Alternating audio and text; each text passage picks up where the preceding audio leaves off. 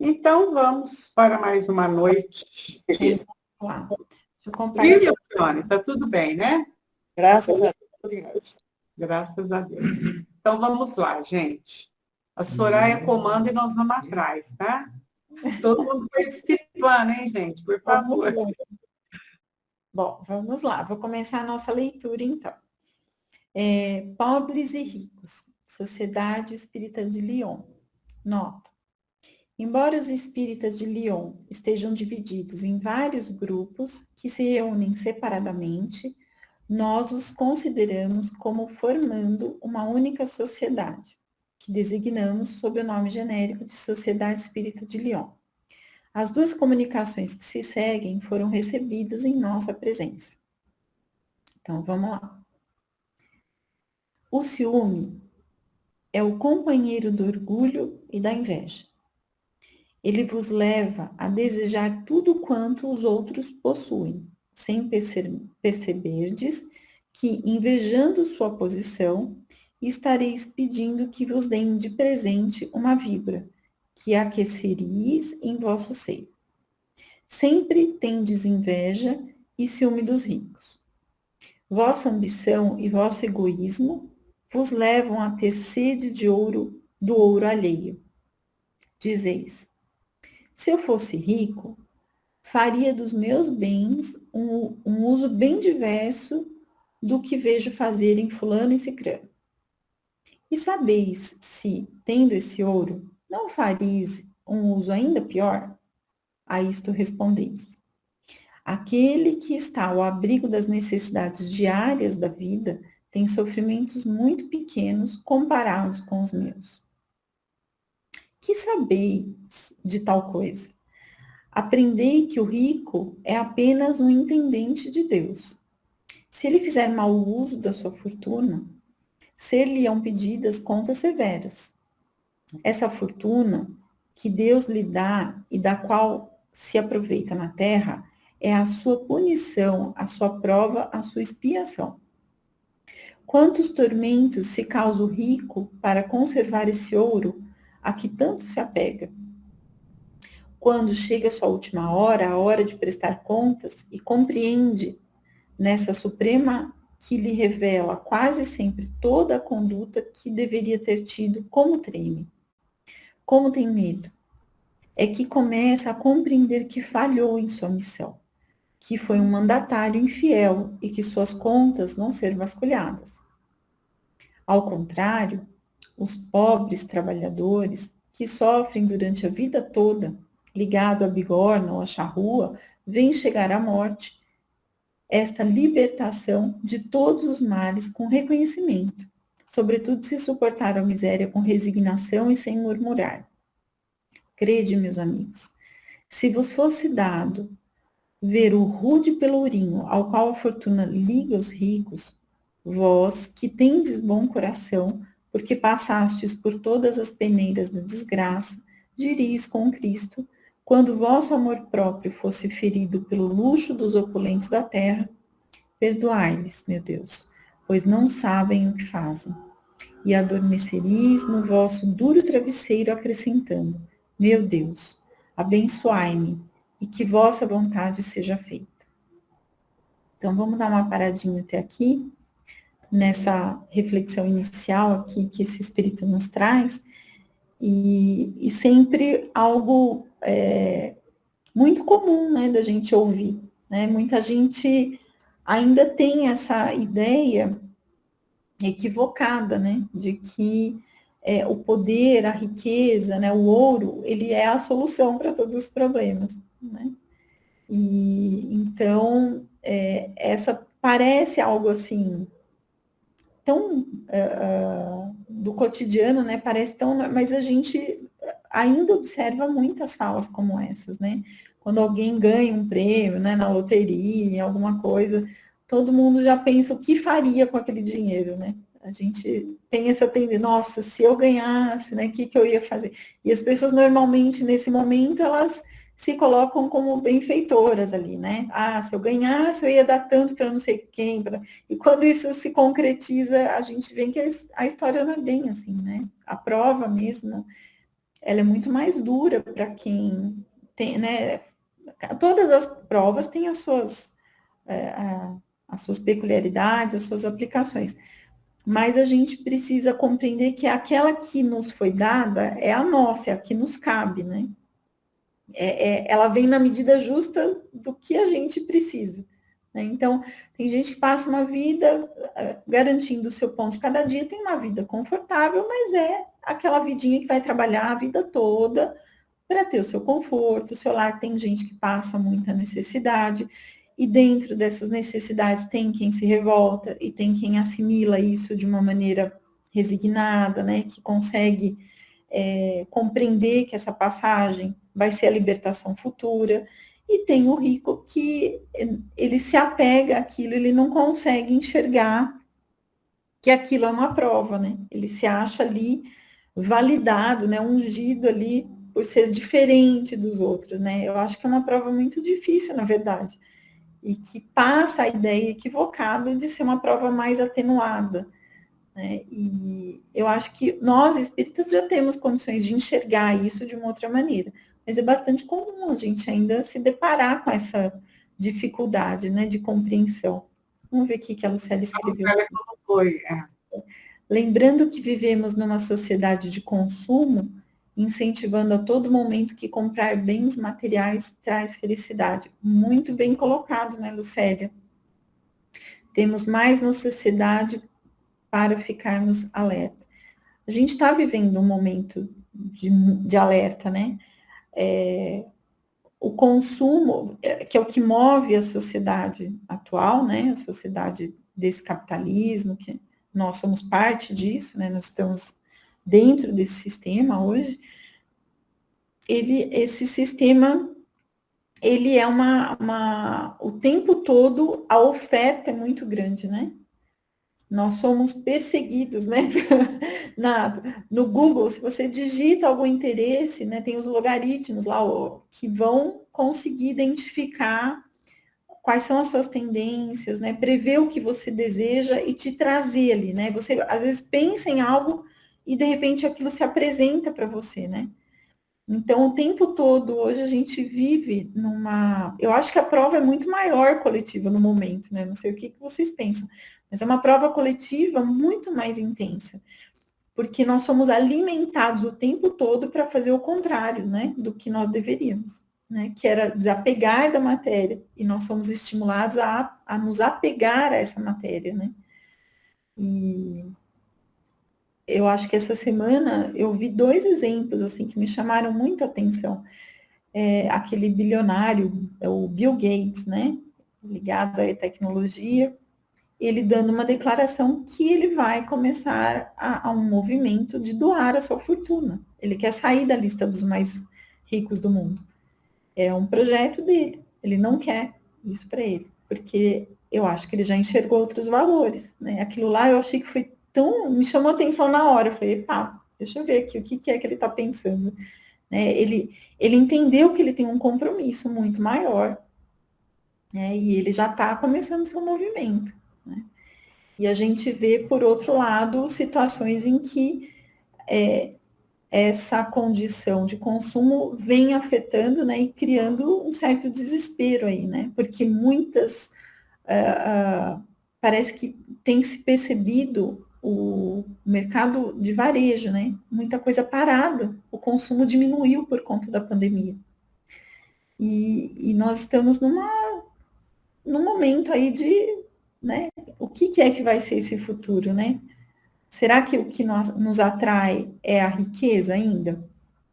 Né? Será que a gente consegue hoje? Eu já me incomodo muito em olhar para o lado e falar, eu poderia ter menos e todos terem o suficiente, né? Isso já, se nós tivéssemos um pouco menos, já seria o suficiente para muita gente. Então, esse desconforto, ele já existe. Né? E como é que nós vamos caminhar aí como humanidade nesse sentido? Aí já falei muito agora, vou deixar vocês falarem um pouquinho. Sabe o que me chamou a atenção? No início da leitura, comparar os ciúmes com o orgulho, com a avareza. Eu nunca tinha pensado que os ciúmes pode ser isso aí. Então, a gente vai vivendo e aprendendo, né? O ciúme é um companheiro do orgulho e da inveja, está escrito aí, né? É companheiro, caminham juntos. Se a gente for ver, né, Verinha, todos esses vícios estão atrelados mesmo. Assim como as virtudes também estão atreladas entre elas. Pode falar, Nils. Não, eu estava pensando, essa semana eu estava preparando um comentário do Evangelho sobre aquele item, que Jesus fala assim, eu não vim trazer a paz, vim trazer a espada. Então, eu estava ouvindo uma palestra do Valadares que ele fala assim, a paz para o mundo é vista como uma ausência de luta, de ausência de dificuldades. Se eu estou bem, materialmente, se eu estou com saúde e se eu tenho um bom emprego, eu tenho a paz. Então, por isso que Jesus disse, eu não vim trazer essa paz que se preocupa com as coisas exteriores. A paz de Jesus é outra.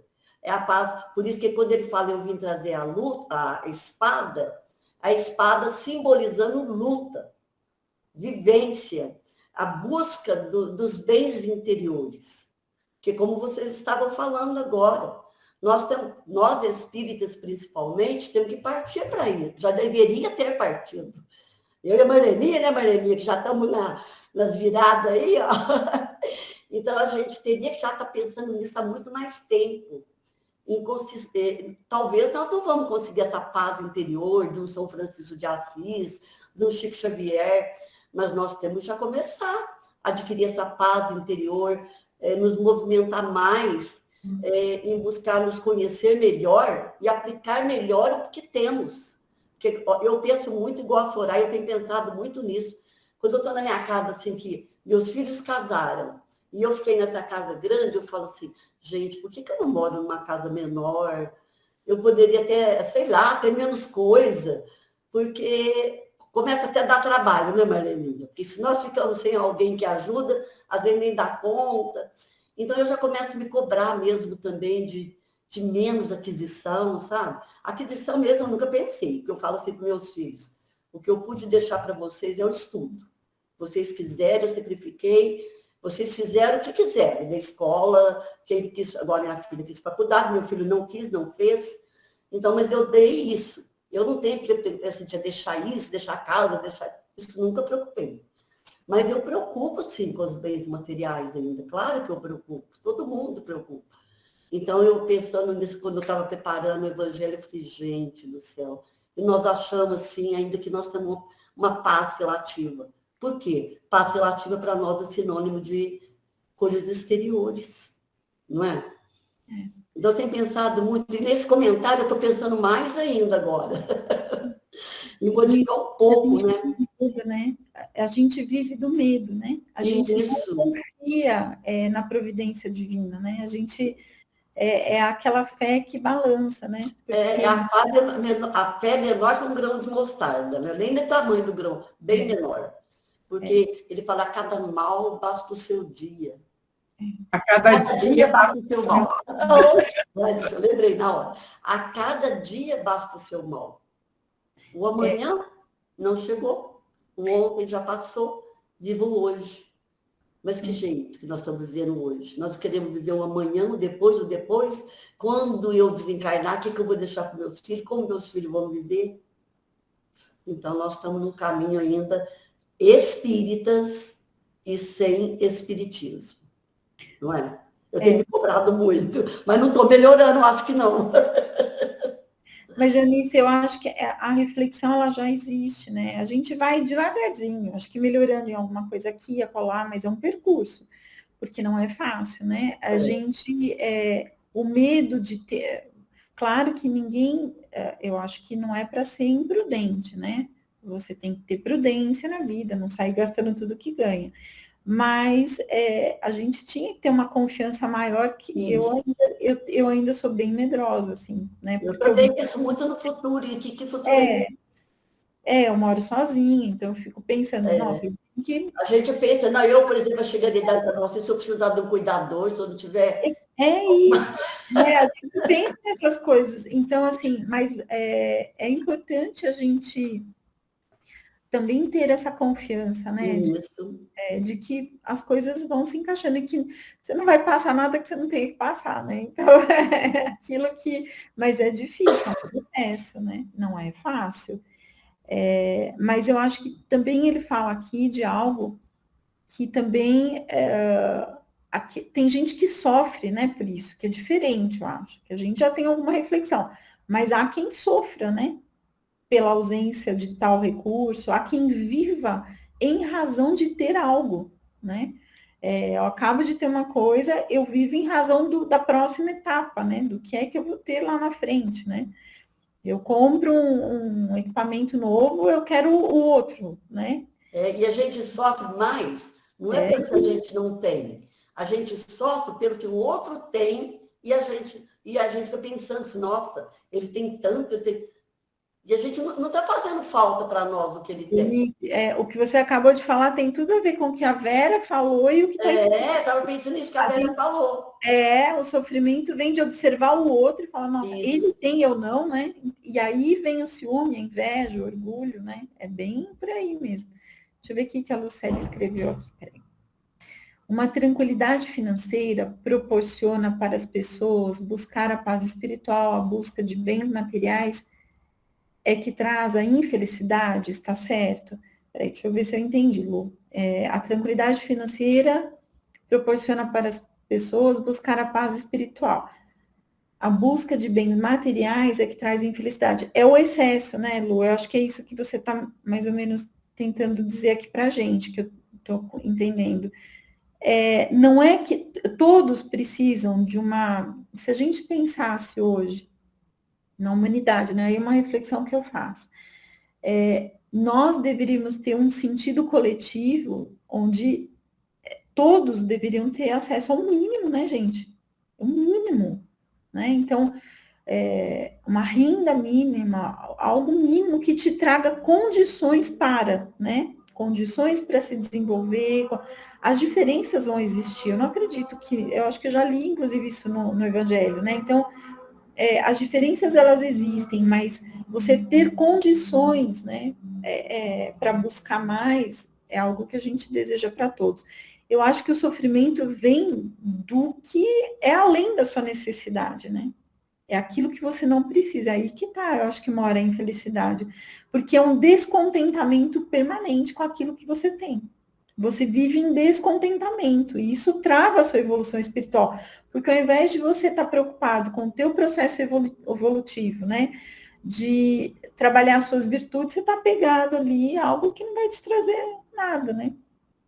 E a gente vê isso com muita frequência, o sofrimento se estabelecendo com quem está perto do desencarne, né? Eu tenho uma amiga, ela tá bem, mas ela é uma paciente, ela fala, eu sou uma paciente oncológica metastática, ela sempre, ela fala isso, quando ela começou a falar isso no início, eu falava, nossa, Lu, né? E ela fala assim, eu tenho que ter consciência disso. E aí ela mudou para um apartamento menor, e ela, de repente, deu um negócio nela, ela começou a se livrar de um monte de coisas, literalmente. Doava. Eu, Lu, mas o que está acontecendo? Ela falou, Soraya, eu quero viver com menos. Porque eu me percebi precisando de menos. O que eu quero é outra coisa. E aí eu passei a entender o que ela estava buscando, né? Eu acho que o percurso que ela está fazendo é um percurso bonito, assim. Ela se percebeu naquela condição e ela percebeu que os valores dela são outros. Ela não é que ela não precise da matéria, mas ela está buscando um outro caminho, né? Ela tá buscando a evolução dela, ela está buscando outra, né? A evolução espiritual, ela não está mais ligada a essa necessidade, né? Que às vezes a gente tem ao longo da vida. E também eu acho assim, o Espiritismo não pede para a gente viver na miséria, não pede para você não ter um conforto se você tem condições para tanto. O que é como você fala, se você tem um carro, quer ter dois, aí já você está sozinho, você tem um carro, mas você quer ter, não, mas eu preciso de dois, porque eu gosto um para passeio e o outro para trabalhar. Então, você já começa a exigir mais do que você, muito mais do que você precisa. Então, e o Espiritismo não vai proibir isso também, isso está na sua consciência, ele não proíbe nada. Então, o que eu fico pensando é isso, é os nossos desejos não estão muito assim, coerentes com os desígnios de Deus, às vezes. Então, nós temos que tomar cuidado. Eu falei assim, brincando, mas eu acredito que a gente tem melhorado, sim. Eu acredito que a doutrina tem nos ensinado muita coisa e que a gente tem procurado não desfazer muito da que a gente tem, mas dar mais e proporcionar a quem está perto de você condições de uma vida melhor que você pode dar. Então, isso eu acho que a gente está mudando, sim. Mas ainda precisa mudar um pouquinho mais, um tantão mais. Interessante que essa linha divisória aí é muito difícil, né? Se nós vivemos numa sociedade, igual foi falado aí, de consumo, que nos convida toda hora a comprar, a comprar, a comprar. Tem até na nossa cidade aqui, né, o slogan de uma firma, vem ser feliz. Como se, em adquirindo as coisas materiais, nós fôssemos felizes. E aí eu penso que essa linha divisória é extremamente tênue, mas que é uma busca nossa. Cada um tem que verificar isso, né? Eu preciso disso? Realmente isso vai ser útil para mim, né? Ou não, né? A Soraya precisa disso, mas eu não preciso ter inveja dela, nem ciúmes, porque ela precisa, mas eu não preciso, né? Eu posso viver sem isso, porque as necessidades das pessoas, elas variam. Mas fica extremamente difícil mesmo nessa sociedade em que nós vivemos. Entretanto, eu acho que é um grande desafio, né? E igual a Eunice já falou, todos falaram, nós somos espíritas, nós conhecemos. Veja que Kardec, ele fala assim, que a Sociedade Espírita de Lyon era uma sociedade que abarcava os ricos e os pobres, né? E aí vem esse espírito e dá essa comunicação. E que nós sabemos que o que a gente, quando nós partimos, aqui tudo vai ficar. Que só é patrimônio nosso, aquilo que realmente faz parte da aquisição do espírito, né? Mas também não posso ser um peso para os outros, né? Às vezes a pessoa se abdica de tudo, mas vai ser peso para o outro. Isso também não é justo, né? Mas é um desafio. Eu considero isso um grande desafio, né? Para todos nós, cidadãos do planeta Terra, né? E é muito, incomoda muito, né? Nos incomoda muito, a mim incomoda muito. E nós estamos vivendo muito isso. As pessoas passando fome, as pessoas pedindo nos semáforos, né? Isso gera uma revolta nelas e a gente até deve entender que às vezes você passa lá com o seu carro, a pessoa pede, né? Às vezes a gente não dá, ou quando dá, ele acha que aquilo realmente é insignificante, se for ver é mesmo. Por outro lado, é difícil, né? É difícil. É uma situação difícil mesmo, que é um convite para o nosso aprendizado, né? Vamos caminhando aí. Eu acho que são as diferenças extremas que trazem o desconforto, né? Aquilo que você vê que...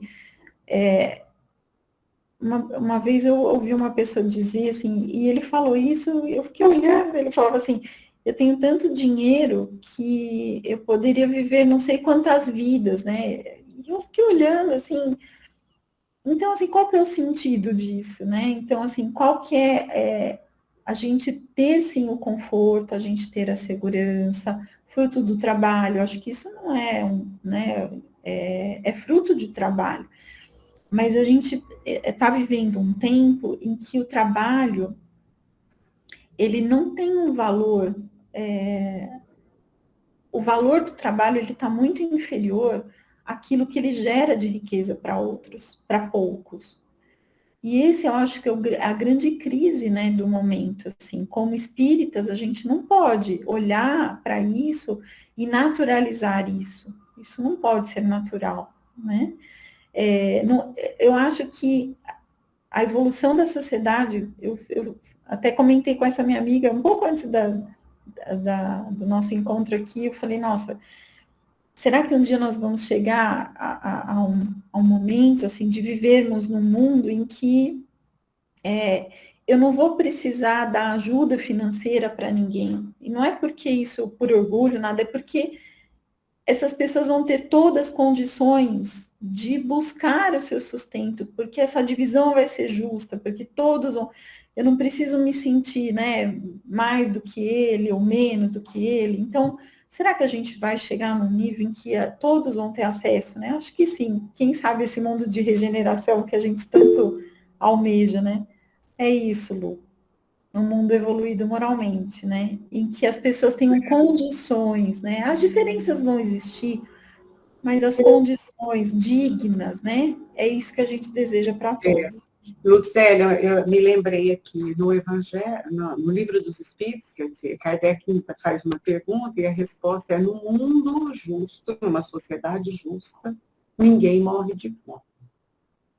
Essa resposta já nos dá que nós não vivemos numa sociedade justa, nem no nosso país, nem em outros países, né? Então, se a sociedade não é justa, é só o governo? Não, somos todos nós, né? Somos todos nós. E na medida em que, às vezes, quando eu tenho os recursos, eu me acho merecedora. Aí me recordo uma palestra que eu ouvi do Jorge Elahá, ele é um grande palestrista, ele é judeu, né? Ele é filho de judia. O filho de judia é judeu. Se fosse o pai judeu, ele não seria. Então, ele fala que no Sermão do Monte, quando Jesus vai fazer o Sermão do Monte, eram três classes que ouviam o sermão de Jesus. Eram dos sacerdotes. Na época, os sacerdotes tinham a última palavra. Eles eram detentores de tudo. Os ricos, porque culturalmente, eu acho que a gente tem isso até hoje, eu digo que eu ouvi isso, eu acho que nós temos ainda isso. A gente acha que o rico, ele é rico porque Deus está privilegiando. Nossa. Então, ele é um abençoado. E os detentores de nada, que eram os esfarrapados. E Jesus vai falando o sermão para as três categorias. É muito bonita essa palestra dele. E às vezes a gente ainda tem isso, né? Se o fulano tem, é porque, como disse, Deus está olhando para ele. E é lógico, e eu não vou discordar de que seja vamos dizer assim, não um mérito gratuito, mas é uma prova. Que uso que você vai fazer da riqueza? E esse uso também, gente, não é sair distribuindo equitativamente para todas as pessoas, porque também no Evangelho fala isso e já está provado. Se você tem X de dinheiro e distribui igualmente para um certo número de pessoas, daí um pouquinho está tudo diferente já. Vai ter aquele que não tem nada, vai ter aquele que fez o dinheiro progredir, né? Aumentar, capitalizar, e vai ter o que escondeu e vai ficar do mesmo tamanho. Mas é essa sabedoria, igual você falou do Bill Gates. Ele acumulou, ele teve méritos dele, esforçou, uma pessoa que... Mas agora ele chegou num lugar que ele fala, espera aí, né? Espera aí. Eu não quero estar lá no topo de quem tem mais dinheiro. Às vezes ele agora quer estar no topo de quem vai contribuir mais, né? De quem vai ajudar, eu não sei o que ele vai fazer. Mas provavelmente é isso, né? Provavelmente é isso. O maior cuida do menor, não é? Então, nós temos a obrigação, o cuidar, às vezes, ele é a emergência que precisa socorrer a falta, né, Marlene? Como a fome, ela não pode ser tolerada, né? Ela precisa ser socorrida, sem questionamentos, né? Isso como cristãos, a gente não pode questionar isso, né? Tem que ser socorrido. Agora, impulsionar o trabalho, impulsionar a evolução, talvez seja aí, né, a grande prova de quem desse maior, né, esse que mais afortunado, essa talvez seja a grande prova, né? Como você conduzir e colocar essa fortuna a serviço do amor e do trabalho, né? É algo realmente desafiador para todos nós, né? Mas muito bonita essa passagem. Vamos continuar agora mais um pouquinho aqui. Agora a gente vai estudar aqui uma outra comunicação, diferentes maneiras de fazer a caridade. Sociedade Espírita de Lyon. Nota. A comunicação seguinte foi recebida em nossa presença no grupo de Perrache. Sim, meus amigos, virei sempre ao vosso meio, sempre que for chamado. Ontem senti-me muito feliz entre vós, quando ouvi o autor dos livros que vos abriram os olhos testemunhar o desejo de vos ver reunidos para vos dirigir palavras benevolentes. Para vós todos, é ao mesmo tempo um grande ensinamento e poderosa lembrança. Apenas quando vos falou do amor e da caridade, senti que diversos entre vós se perguntavam: como fazer a caridade? Às vezes, não tenho o necessário. Aí ele continua. A caridade, meus amigos, se faz de muitas maneiras. Podeis fazê-la por pensamento, palavras e obras. Em pensamento, orando pelos pobres abandonados que morreram sem ao menos ter visto a luz. Uma prece de coração os alivia. Por palavras, dirigindo aos vossos companheiros de todos os dias alguns conselhos bons, perdão. Dizei aos homens amargurados pelo desespero e pelas privações e que blasfemam o nome do Todo-Poderoso. Eu era como vós. Eu sofri e era infeliz, mas acreditei no Espiritismo e vede como estou agora, radiante. Aos velhos que vos disserem, é inútil, estou no fim da carreira, morrerei como vivi. Respondei-lhes, Deus tem para vós todos uma justiça igual. Lembrai-vos dos trabalhadores da última hora. As crianças, já viciadas por seu ambiente, que vão vagar pelas estradas, prontas a sucumbir a todas as más tentações, dizei, Deus vos vê, caros meninos. E não temais repetir-lhes muitas vezes estas suaves palavras. Elas acabarão germinando em suas jovens inteligências. Em vez de pequenos vagabundos, terei homens. Também isto é caridade. Então, vamos parar um pouquinho aqui e aí a gente continua. Essa outra passagem belíssima aqui, né? Essa outra comunicação que vem meio que trazendo aí uma continuidade, né? O que nós estamos conversando, falando sobre a caridade, né?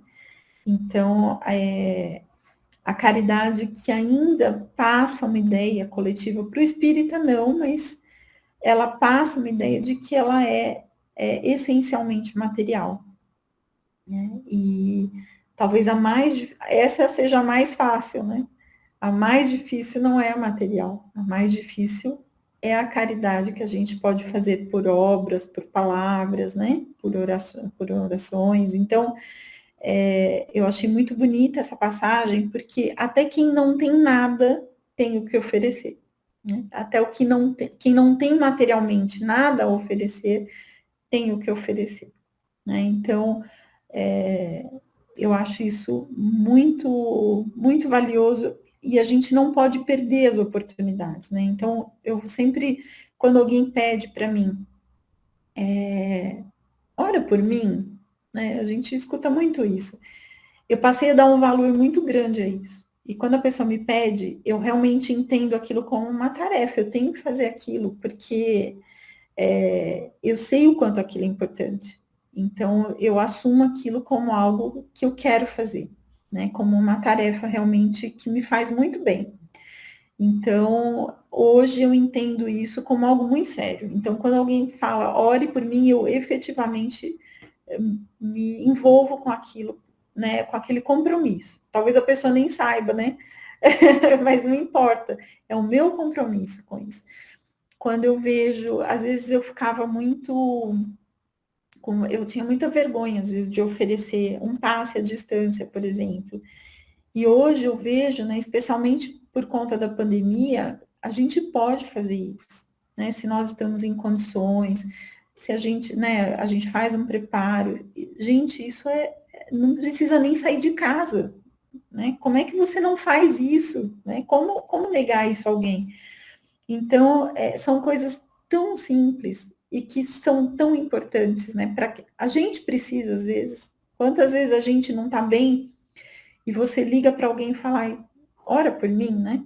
Você consegue me enviar um passe à distância, né? Faz um passe à distância para mim. Então, são situações que possíveis para todos nós. Olha que coisa maravilhosa, né? E a palavra, gente. Quantas vezes qualquer um de nós aqui pode trazer relatos de palavra, né? De uma palavra. E eu falo mais do que a palavra, da escuta, né? Oferecer a escuta hoje é mais precioso do que oferecer a palavra. Né? Então, essa semana eu tive uma amiga, ela perdeu a mãe, 90 anos, a mãe desencarnou. Perdeu não, né? Foi uma separação. A mãe desencarnou. E ela é uma pessoa muito agitada, muito forte, ela é enérgica, essa minha amiga, assim, ela até, assim, a gente tem nela uma referência dessa postura dela, né? Ela falou, ela é aquela que sai, assim, encabeçando as tarefas, tudo.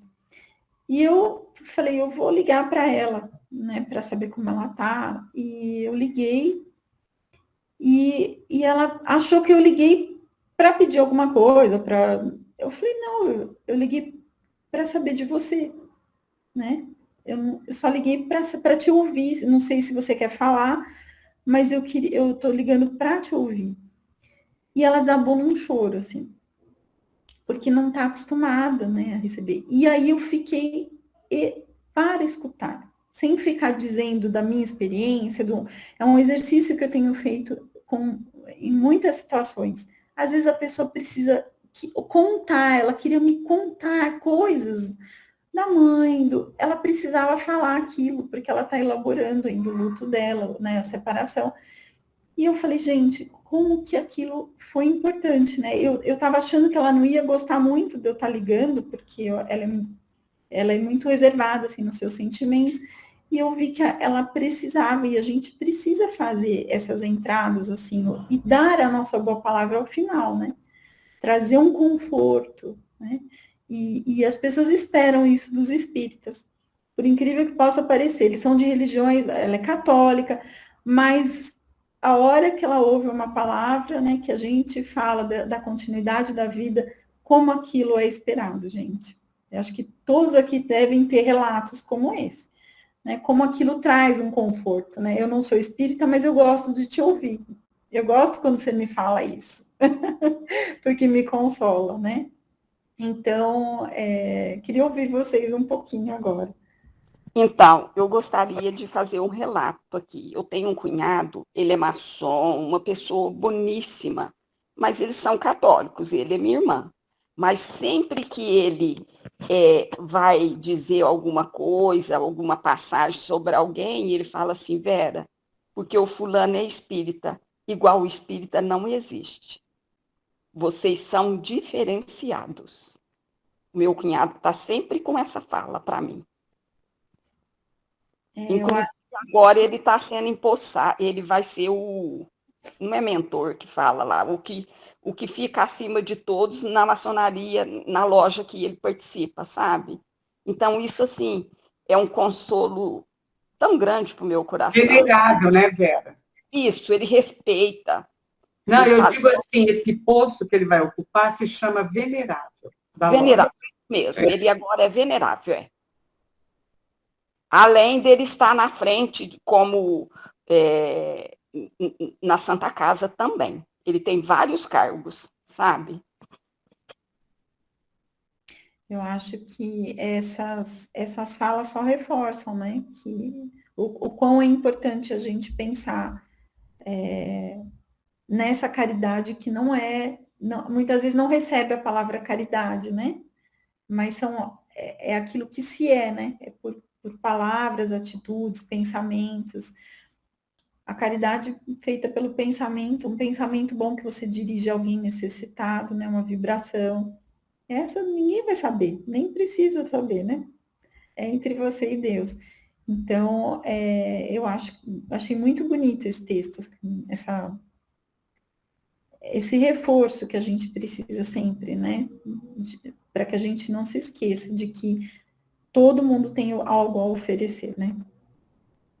Gente, alguém quer falar? Ou pode Aí, Soraya, outra coisa, né? Fora da caridade, não há salvação. Que é o que a doutrina espírita preconiza. Então, eu acho que tem que ficar claro para nós que não é a caridade material tão somente, pelo contrário, né? Essa é a menor, é a mais simples, é a mais fácil. Mas é essa caridade mesmo da ação no bem, né? Isso que você já até deu um exemplo, entre outras coisas. E essa salvação, que não é salvação gratuita, né? É a nossa própria salvação. É a minha condução, a condução de cada um de nós para a nossa emancipação espiritual, né? Então, esse texto traz bem isso aí também, né? É porque ela mobiliza as outras virtudes, né, a Marlene? Muitas vezes a caridade, né, o perdão, você se esforçar para esquecer alguma situação e entender que existe algo maior, né, em jogo. Quantas vezes no trabalho, às vezes acontece muito isso, né? A gente melindra, às vezes, com alguma situação, mas a gente tem que colocar aquilo de lado porque o teu ego, ele não pode ser colocado à frente de algo que vai impactar a vida das pessoas, né? Então, você aprende a calçar a sandalinha da humildade e entender que ali não é você está ali só em função. Se você não fizer, outro vai fazer. Então, é um movimento, ela vai desencadeando um movimento que te exige aí outras virtudes, né? Você vai mobilizando outras virtudes, é um exercício importantíssimo, né? Ele não é fácil, né? A gente está falando, eu dei exemplos aqui, são muito fáceis esses, mas tem outros ainda, né? Muito maiores e mais difíceis. Deixa eu ver o que a Lu escreveu aqui. Caridade, sinônimo de amar o próximo. Exatamente, Lu. Então, vamos caminhar mais um tiquinho aqui. Vários dentre vós também dizem, ora essa, somos tão numerosos na terra que Deus não pode ver-nos todos. Escutai bem isto, meus amigos. Quando estais no pico de uma montanha, vosso olhar não abarca os milhares de grãos de areia que formam essa montanha? Então, é assim que Deus vos vê. Ele vos dá o livre-arbítrio, da mesma forma que dais a esses grãos de areia a liberdade de ir e vir, ao sabor do vento que os dispersa. Apenas Deus, em sua infinita misericórdia, pôs no fundo de vosso coração uma sentinela vigilante, chamada consciência. Escutai-a. Ela só vos dará bons conselhos. Por vezes, vós a entorpeceis, opondo-lhe o espírito do mal, e então ela se cala. Tende certeza, porém, que a pobre abandonada se fará ouvir tão logo lhe tenhais deixado perceber a sombra do remorso. Escutai-a, interrogai-a, e muitas vezes vos achareis consolados pelo conselho que tiverdes recebido. Então, aqui para fechar, meus amigos, a cada regimento novo, o general entrega uma bandeira. Eu vos dou esta máxima do Cristo. Amai-vos uns aos outros. Praticai esta máxima, uni-vos em torno desta bandeira e dela recebereis a felicidade e a consolação, vosso espírito protetor. Então, esse último parágrafo aqui, ele vem trazendo, né, de uma maneira muito incisiva, né, assim, o quanto esse compromisso, ele é importante e o quanto nós seremos cobrados pela nossa própria consciência, né? Ou seja, nós somos livres para decidir o que, né? para ir e vir, como ele bem disse aqui. Nós temos o livre-arbítrio, mas Deus nos deu a consciência. E essa consciência, ela é implacável. A gente pode deixar ela adormecida ali, fazer de conta que não está ouvindo. Mas a gente sente, né, a cobrança, porque nós queremos nos aproximar de Deus, né? Nós nos afastamos e nós queremos nos reaproximar. Então, é a consciência que vai trazer isso para a gente, né? Então, e a caridade, que é o amai-vos uns aos outros, né? O próximo, o mais próximo, é aquele que vai te mobilizar tudo isso, né? Que vai te cutucar mesmo para saber se você, né, tá pronto mesmo. Então, o tempo todo nós somos testados e nós temos o direito de ficar estagnados ou de evoluir. É um direito que nós temos, né? Agora,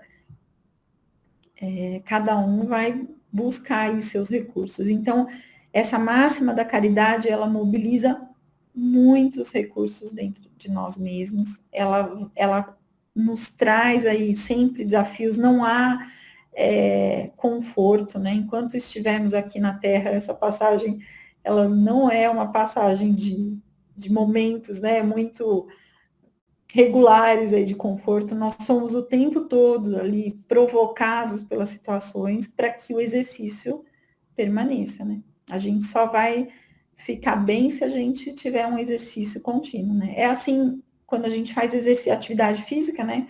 Para você ganhar ritmo, você tem que treinar todo dia e você tem que ter uma regularidade.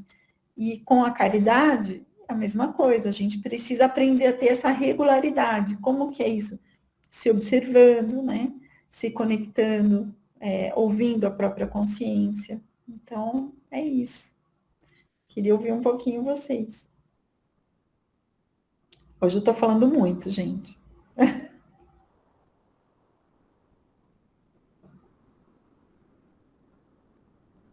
Você Ninguém fala... Vamos ver. Tem mais gente querendo falar aí, ó. Você está falando aí, ó. A gente, às vezes, acha que fala uma palavra, a gente não deu o que é conforto, mas a pessoa que recebe, ela responde que foi muito bom, né? Porque a gente conversou com ela, né? Igual a minha sobrinha, né? Que o marido dela morreu de acidente semana passada. Eu já mandei 2 vezes mensagem para ela, né, e ela agradeceu, falou que foi muito confortadora, que eu falei que eu já passei por isso, meu marido, eu já perdi um filho, meu marido, minha família, um tanto de gente, e que a gente demora para a gente melhorar, mas Deus é muito bom pai, né? Ele dá o conforto para a gente. Aí ela respondeu que ela ficou muito feliz, que eu animei ela um pouco, mas que ela ainda vai demorar um pouco para melhorar. Mas as meninas dela estão tudo lá com ela vai melhorando, porque estando junto, né? Sozinha que é difícil, né? Quando a gente fica sozinha é muito difícil. Quando começou a pandemia, as minhas meninas tudo afastou. A minha filha mais estava em Londres com a Danúbia e a Gil não vinha aqui, porque não podia. Aí um dia ela falou, não, falando a minha mãe. As meninas falaram, não vai não, a senhora vai pegar corona nela. Aí ela falou, não, eu vou sim, que se minha mãe, não vou não. Eu falei, não, Gil, eu sei que dessa doença eu não vou morrer, mas de solidão eu morro, porque eu chorava todo dia, porque eu estava sozinha, Deus aqui, né, não via ninguém. Aí ela começou a vir, não, mas só não quer ir para casa. Aí eu fui um dia passar lá, mas o dia estava ruim, muito frio. Falei, não, eu vou embora. Aí, a hora que o Paulinho desceu para ir trabalhar, eu já vim embora. Aí depois desse dia para cá, ela começou a vir sempre. Falei, não, a gente, né? A gente toma cuidado, tem que tomar muito cuidado, né? Mas assim, ficar muito isolada é muito difícil, muito triste. Aí a minha irmã mais velha ainda faleceu, eu ainda não podia ver. E eu falei, não, mas eu não posso, eu tenho que ver minha irmã, eu não posso ficar sem ver ela. Aí a minha tia lá de Londres mandou a amiga dela que mora no São Sebastião do Paraíso, falar que para mim não ir, mas se eu fosse, era para mim demorar pouquinho e ficar de máscara. Mas aí a minha sobrinha mandou falar que não ia haver velório. Só 8 pessoas que ficou juntas, só a mesma família. Ainda nem toda a família das filhas, netas, não ficou lá. Aí é tão difícil, né? Mas graças a Deus a gente está vencendo tudo, né? Graças a Deus, né, dona Nória? A gente vai vencendo. E a pandemia, ela trouxe, ela mexeu demais, né, com todos nós, assim, de uma maneira muito profunda, em todos os aspectos, né? E é interessante que muito a ver com o estudo de hoje, né? Tanto com o aspecto material, né, o medo de faltar, o medo de, né, ao mesmo tempo, a necessidade da gente perceber o outro, o nosso entorno, né? As necessidades que não podem ser toleradas, né? A fome, a falta de recursos, mas ela também trouxe para a gente essa provocação, né? A saúde mental, ela está profundamente afetada, né? No mundo. E às vezes eu penso que o que parece, às vezes eu fico muito preocupada, especialmente eu lido muito com jovens, né? E os jovens, eles estão assim, de uma maneira que eu nunca vi, né? Quadros de ansiedade, depressão, eu falo, gente, tem dias que eu faço, meu Deus, eu não aguento mais ouvir a pessoa falar que estava ansiosa, né? Porque eu falei, virou assim, o dia a dia é isso, o tempo inteiro é isso. E isso se desdobra em atitudes, né? As pessoas estão impacientes, estão ansiosas, e isso está virando algo coletivo. E aí eu fico preocupada, às vezes pensando, falo, meu Deus, mas como que a gente vai sair disso, né? E talvez a gente só muda quando a dor é muito intensa, né? Talvez essa percepção desse caminho que se coloca, que é a caridade, né?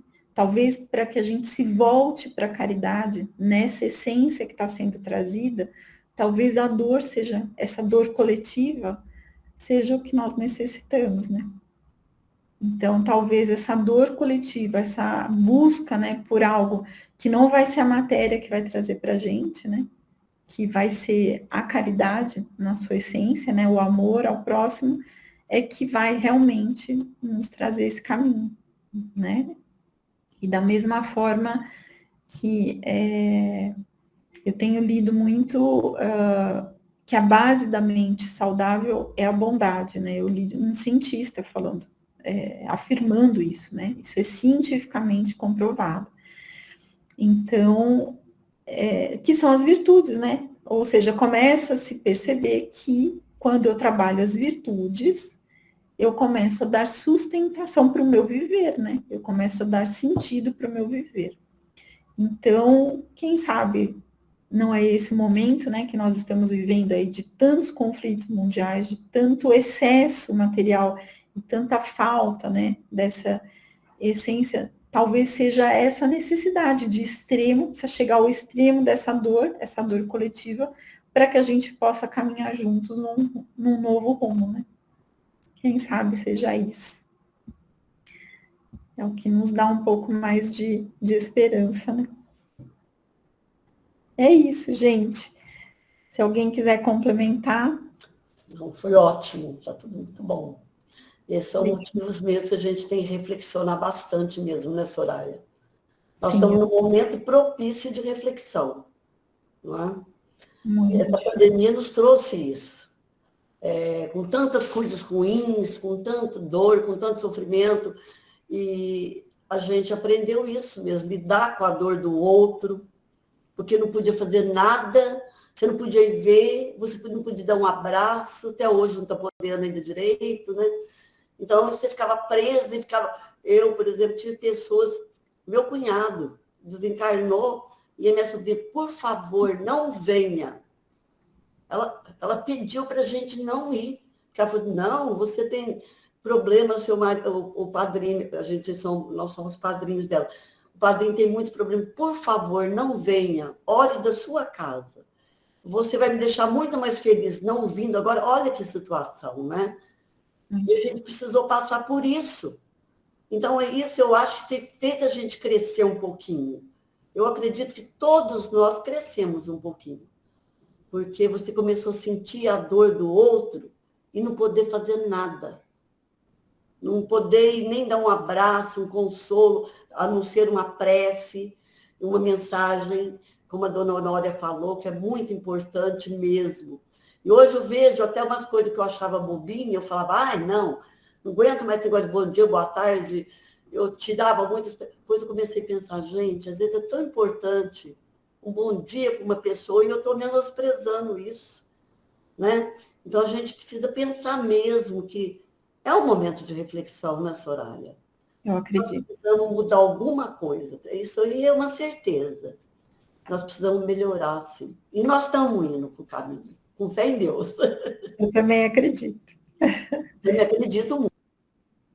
Devagarzinho a gente chega lá.